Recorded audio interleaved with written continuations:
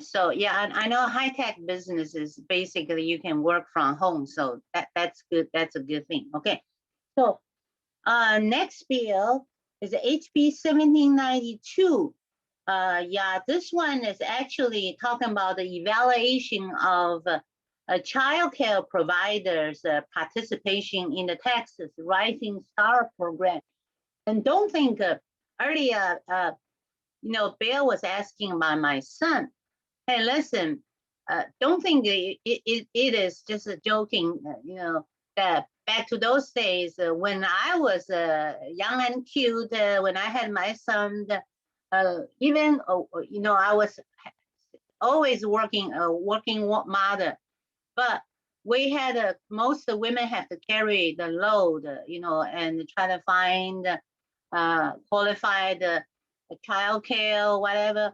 Once a while, nice husbands like Darcy, and then Bill talk about his kids a lot, and I know that Paul, your situation, that you very challenging, yeah. But now it's so important that actually a lot of husbands also, men also got involved with helping out selecting the child care providers. So this year, we just want to make sure that we will give a TWC commission did a study back to 2017 and find out how to strengthening the Texas Rising Star implementation. And that I'm not going to go into the details, but I just want you to know that child care providers is also very, very important for our economic recovery. Okay. Then the next bill is HB 1799, and as earlier I mentioned about the WPC work Texas TWC Texas Workforce the Commission put a lot of effort in the training, job training, skill training, and I know Debbie that Richland College and an entire Dallas College, and I talked to Chancellor Dr. Joe May a lot how the community college get involved with the skill training and retraining. Another part of that is the apprenticeship program. So this bill is to streamline to make it more effective for the apprenticeship the effort. And no, I'm not going to go into the detail, but I want you to know that we'll look at both sides of the training, the skill training, but also the apprenticeship. Okay, so the next one is the HB7, and please know that's a low number, which means it's going to get a lot of support. Okay, and if you Google now, it's not there yet because we're filing that today. Okay, that basically is really a great idea to help out with small business people. And I know Chamber has a lot of small business owners, and I think that they will share. Yeah, that's right. That's right. Councilman Sullivan raised his hand. Okay, and Tom, you're a small business owner too. What happened is that because during the pandemic, a lot of small business people, well, big business as well. Okay, but they have to let go their loyal employees with a broken heart, but they have to let them go because the business was done. Okay, so the one day my office had more than 800 telephone calls asking how to file for the unemployment benefit because a lot of people never even touch that area. Okay, and then the entire the Texas Workforce Commission, the Unemployment Benefit Office, they were just so, for several weeks, they were so overwhelmed. Plus, the federal Scales Act kind of confused a lot of small business owners. And we have to send our staffs to help out answering the phone calls. Okay, so the result is because they had the small business have to let go the wonderful employees with a broken heart. But think about that. You know that the way the Texas the unemployment benefit is actually based on this unemployment compensation trust fund. So I'm going to just refer trust fund, okay? And that's based on the employer's past history. They are hiring their layoff and also the people's payroll and come out and Mark, you know exactly what I talk about, okay?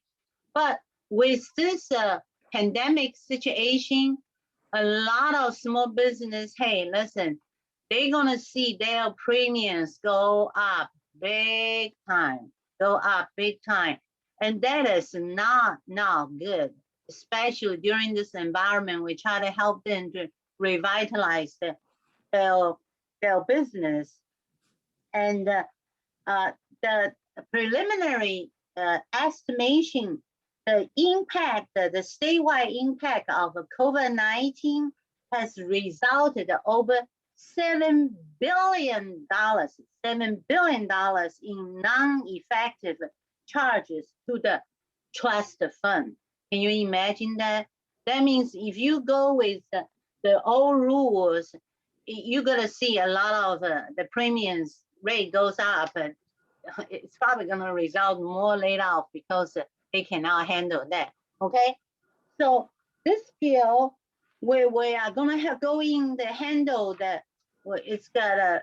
Let me use what Darcy was talking about. The easy way to communicate is like, you know, you have this 15 years mortgage for your house.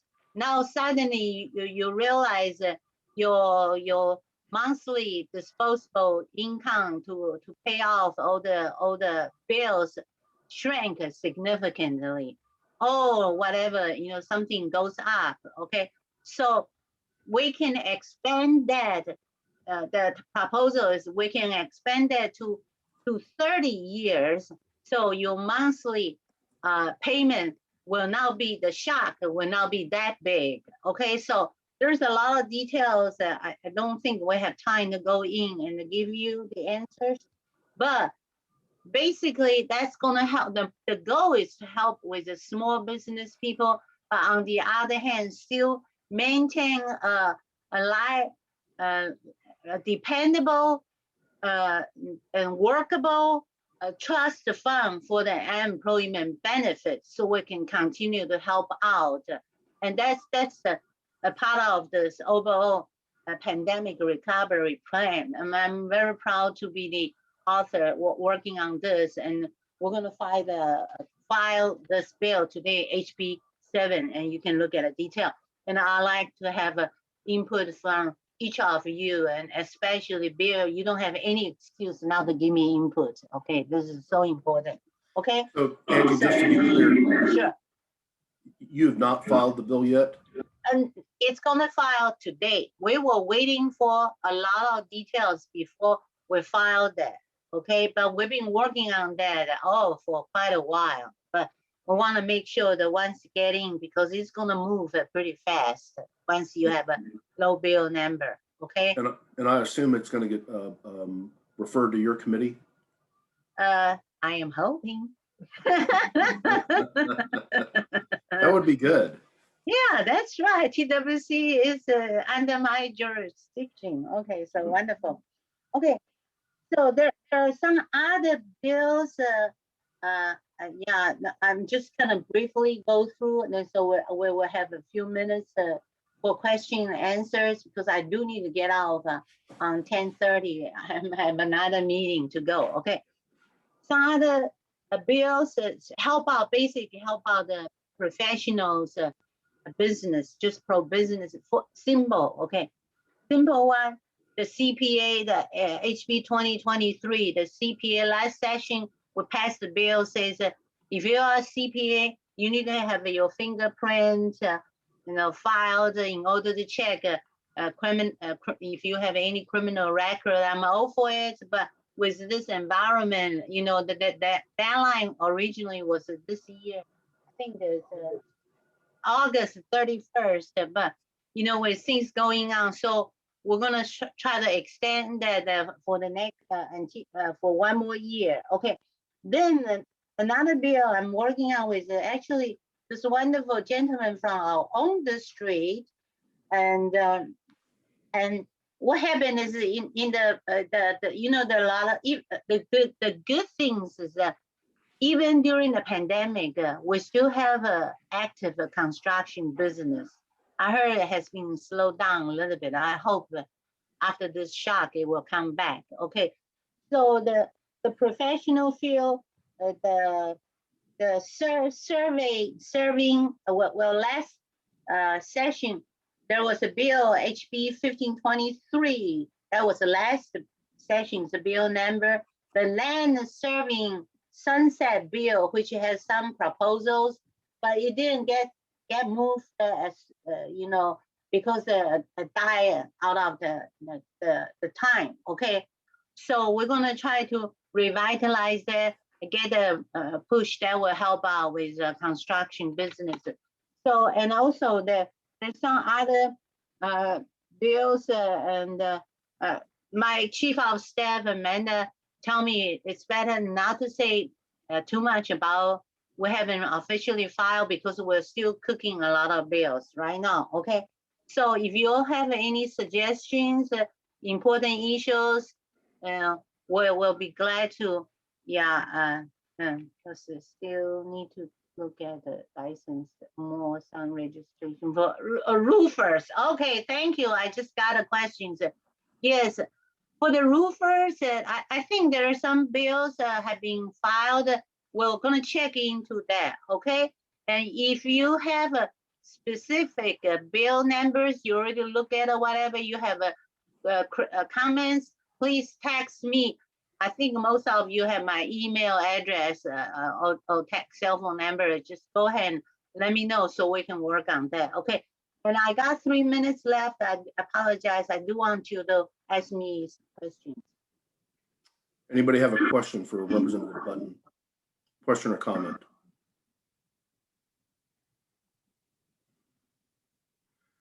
You know, Representative Button, I've always admired your voting record, as you know, and one of the things that you did last session that was a pretty courageous vote not to support the ban on taxpayer-funded lobbying.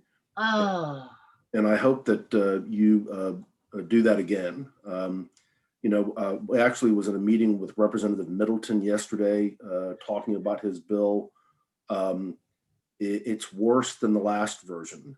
And, you know, so I'm sure the mayor would have probably brought this up, or Councilman Solomon, but I want to thank you for the vote you took last time, and I hope that you'll take the same vote again in the House.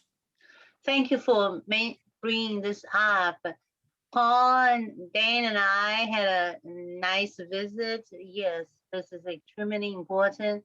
But Bill, I'm so glad you mentioned about this, because yes, there are a lot of push already, including the lieutenant governors. Well, the governor hasn't said anything, okay?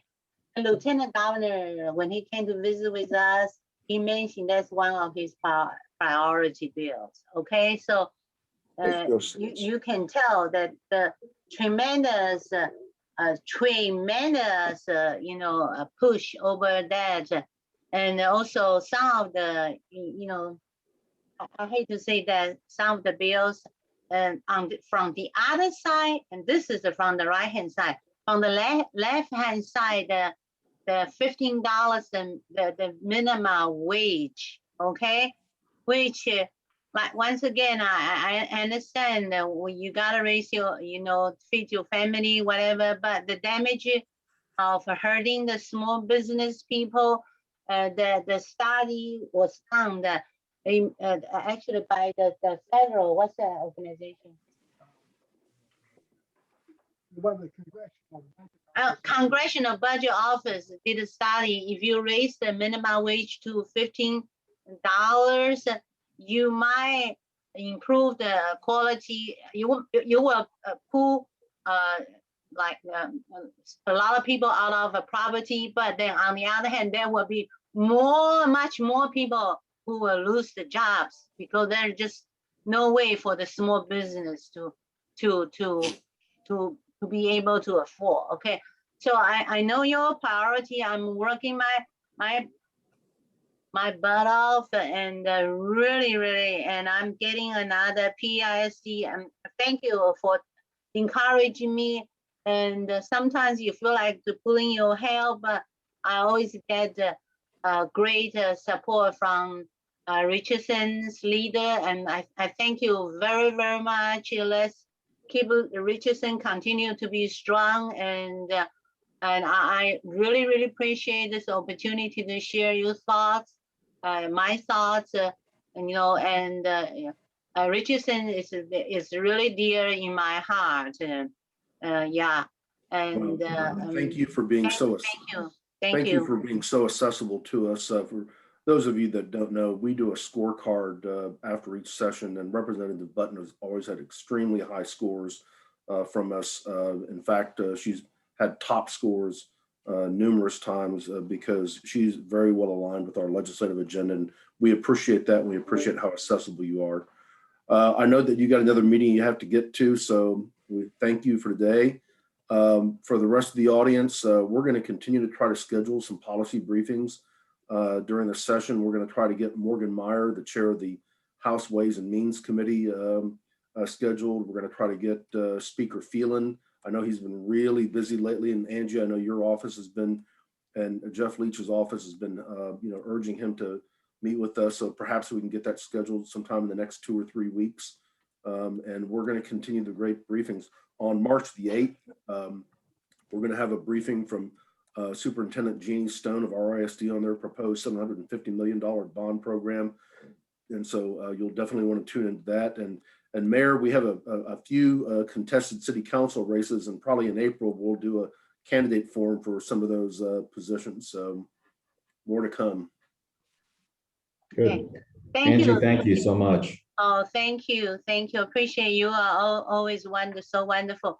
Also, I cannot always do exactly what you all want, but I will always be candid and sincere and do my very best. And thank you for your leadership, and congratulations. The best way to run a campaign is don't have any opponents. Bye-bye. Bye. You all have a great day. Happy Friday.